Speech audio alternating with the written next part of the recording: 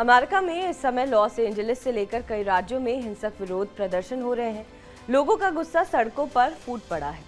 गाड़ियों को आग के हवाले कर दिया गया है। नारेबाजी की जा रही है। इसी बीच राष्ट्रपति डोनाल्ड ट्रंप ने लॉस एंजलिस में नेशनल गार्ड फोर्स को तैनात कर दिया है। फोर्स के तैनात होने के बाद आंदोलनकारी और भी ज्यादा गुस्से में आ गए हैं और फोर्स के खिलाफ नारेबाजी की जा रही है। राष्ट्रपति डोनाल्ड ट्रंप इमिग्रेशन को लेकर सख्त कदम उठा रहे हैं। देश में बिना दस्तावेजों के रहने वालों पर एक्शन लिया जा रहा है। इसी के चलते फेडरल इमिग्रेशन को लेकर लॉस एंजलिस में रेड हुई। इस रेड में 44 लोगों को गिरफ्तार किया गया। इसी गिरफ्तारी और रेड को लेकर प्रदर्शन किया जा रहा है। इमिग्रेशन और सीमा शुल्क प्रवर्तन यानी ICE ने लॉस एंजलिस के 3 स्थानों पर छापेमारी की है। इन छापों में दर्जनों लोगों को हिरासत में लिया गया है, जिसमें एक प्रमुख यूनियन नेता डेविड भी शामिल है। पिछले दिनों से हो रहे आंदोलन के हिंसक रूप लेने के बाद राष्ट्रपति ट्रंप ने लॉस एंजलिस में नेशनल गार्ड तैनात कर दिए हैं। अमेरिका के दूसरे सबसे बड़े शहर में इमिग्रेशन छापों के खिलाफ हिंसक विरोध प्रदर्शन के बाद ट्रंप का कहना है कि उन्होंने बहुत मजबूत कानून व्यवस्था बनाए रखने के लिए लॉस एंजलिस में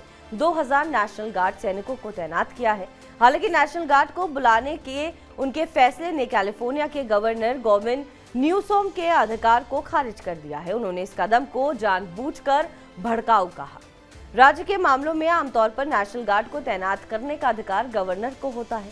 इस समय जो शब्द सबसे ज्यादा सुनाई दे रहा है वो है नेशनल गार्ड, जो हथियार लेकर लॉस एंजलिस में तैनात हो गए हैं। नेशनल गार्ड अमेरिकी सशस्त्र बल रिजर्व का हिस्सा है।